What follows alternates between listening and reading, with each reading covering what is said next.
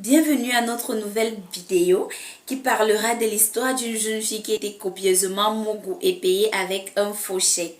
Si tu passes ici pour la première fois, moi c'est Mélodie la perle rare. Je parle généralement du divertissement, de l'actualité et des astuces. Donc n'hésite pas à liker, à t'abonner et surtout à cliquer sur la cloche de notification pour ne pas rater nos prochaines vidéos. Nous te souhaitons la bienvenue sur notre chaîne.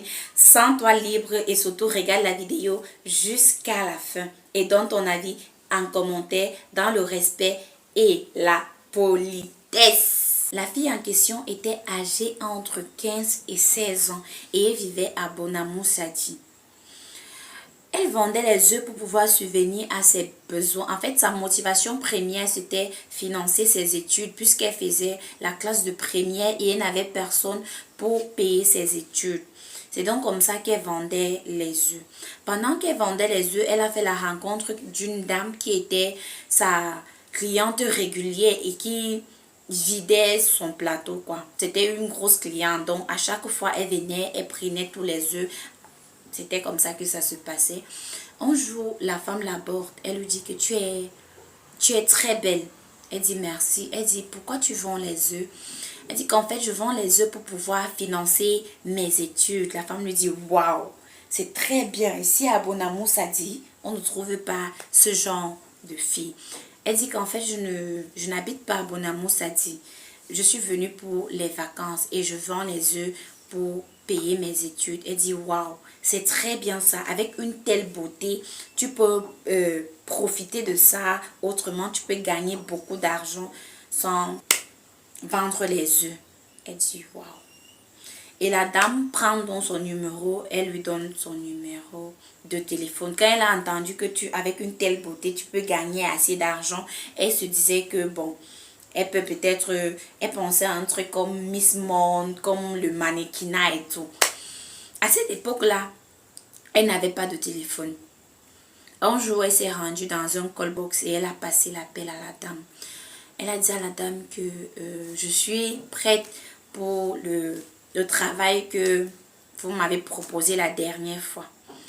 Après, la dame lui dit que, ok, le travail en question consiste à sortir avec des hommes et rester comme ça. Elle est dépassée. Elle est... Parce que dans sa tête, elle se voyait déjà star, elle se voyait déjà Miss Monde, elle se voyait déjà... Donc, elle pensait, quand elle regardait son physique, parce que c'est une petite fille très très belle, et elle avait une poitrine de taille, un ventre plat, un peu du derrière. Donc, elle avait tout en fait pour faire un concours de beauté. Et c'est à ça qu'elle a pensé directement. Mais la dame lui dit que non. C'est tout, mais sauf ça. Ta beauté que je te parle aussi, c'est de t'offrir aux hommes et ils payent en retour.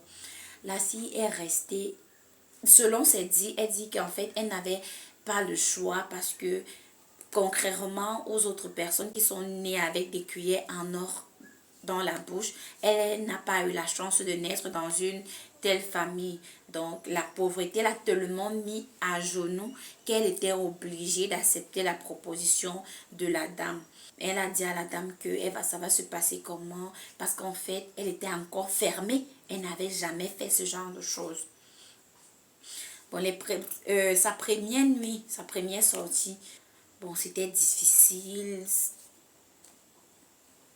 Elle n'était pas habituée. Elle n'avait même jamais fait. Parce que dire qu'elle n'était pas habituée, c'est autre chose. Elle n'avait jamais fait une telle chose. Elle était encore fermée. Le monsieur qui l'avait pris cette première nuit avait payé tellement cher pour la voir. Donc, il allait avec elle doucement, doucement, doucement. Et puis, il a percé et on l'a percé dans la vente de piment à 16 ans. 15-16 ans, elle vendait déjà le piment et c'est là-bas qu'on l'a percé. Donc, la vente de piment, là, c'est déjà dans son cerveau. Bref, c'était une parenthèse. Bon, l'histoire qui nous intéresse ici, là, c'est où on l'a copieusement mourue. En fait, elle était comme ça un jour. Elle est assise, sa patronne, la proxénète en question, l'appelle Elle lui dit, bon, tu vas recevoir un nom comme ça et tout. Elle dit, ok. Elle part à la rencontre de l'homme. Elle arrive à l'hôtel. Elle trouve deux hommes, le gars et son ami. Elle dit que, mais j'ai été payée pour une seule personne, pas deux. L'homme lui dit que non, ne t'inquiète pas, je suis là avec mon ami, j'ai causé avec ta patronne, je vais te payer par chèque. Elle reste. C'est comme ça que les gars l'ont pris dans toutes les positions.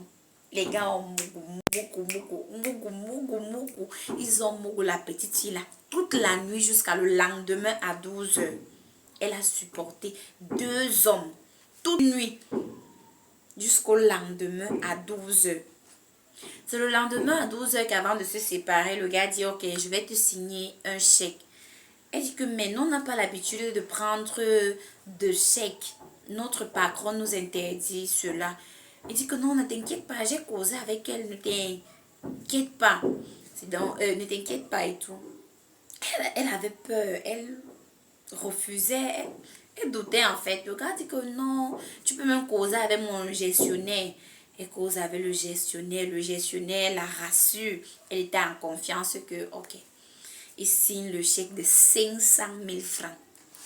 Il donne à la fille. Elle est là.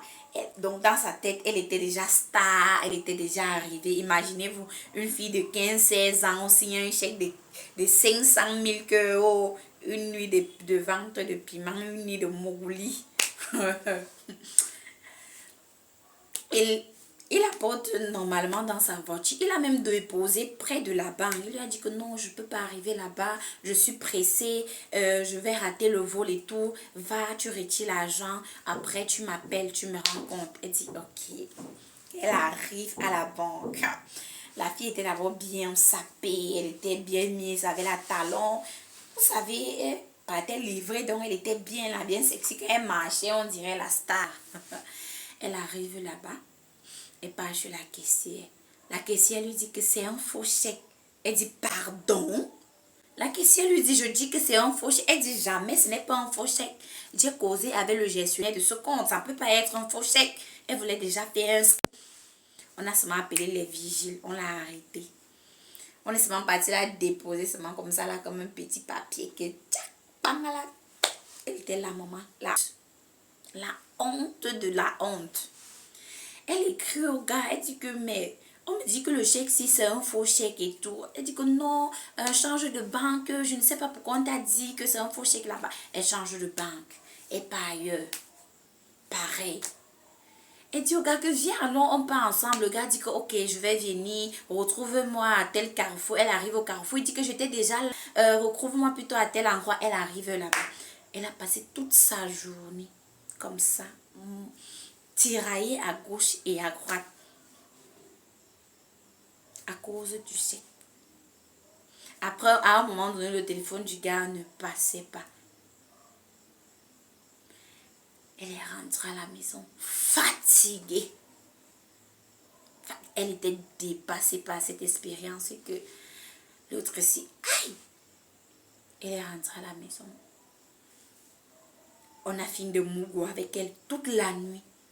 Dans toutes les positions. Dans tous les crocs. Elle a fait tout ce qu'elle n'a jamais fait et ne fera plus jamais de sa vie avec ces deux hommes-là. Toute la nuit jusqu'à le lendemain à 12 heures.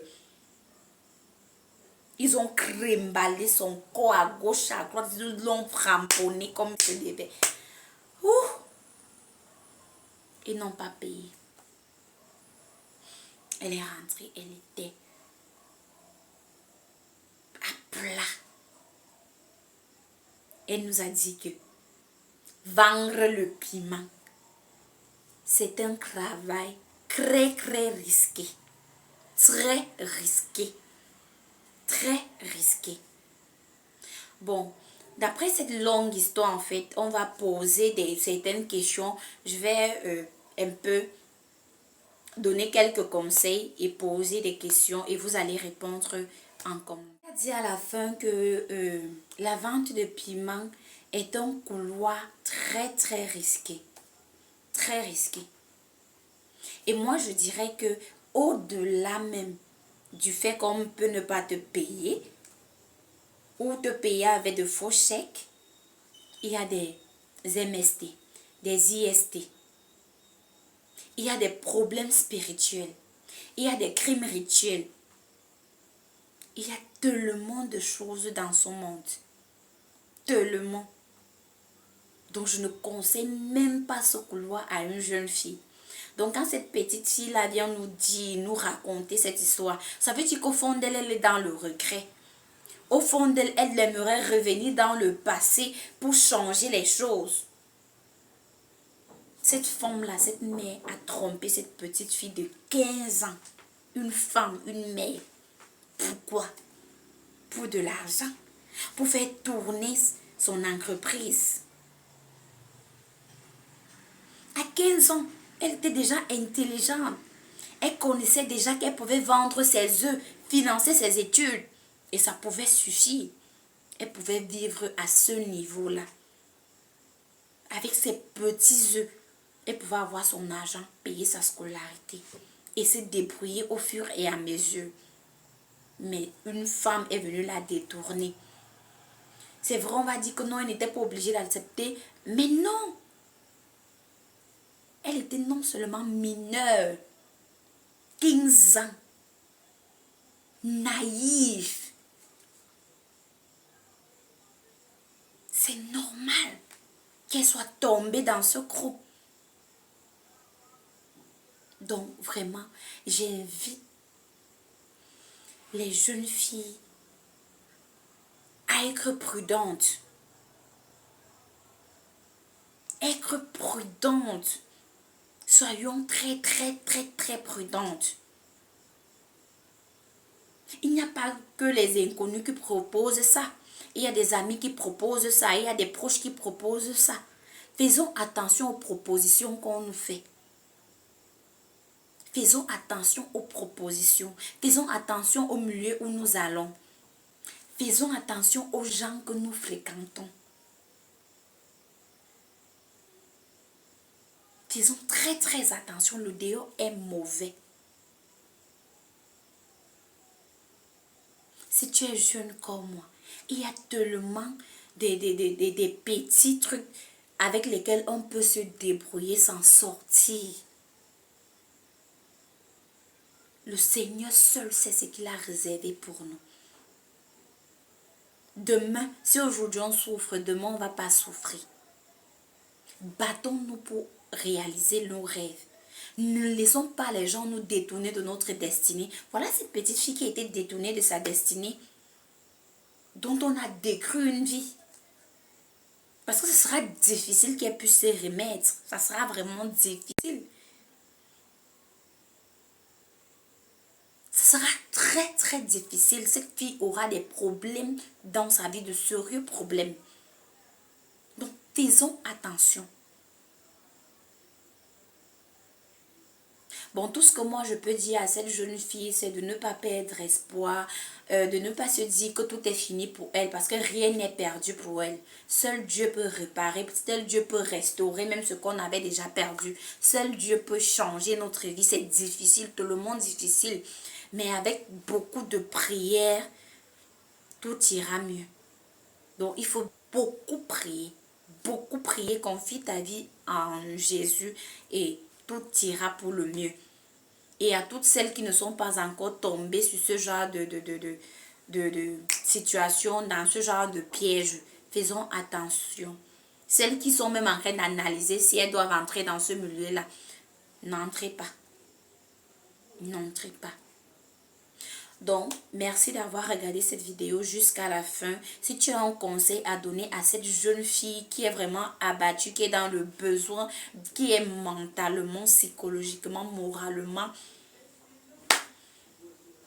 exténuée, donne-lui un conseil en commentaire. Ne la juge pas. Donne juste ton commentaire. Merci et à la prochaine vidéo. Surtout, aide-nous à partager au maximum avec tes proches.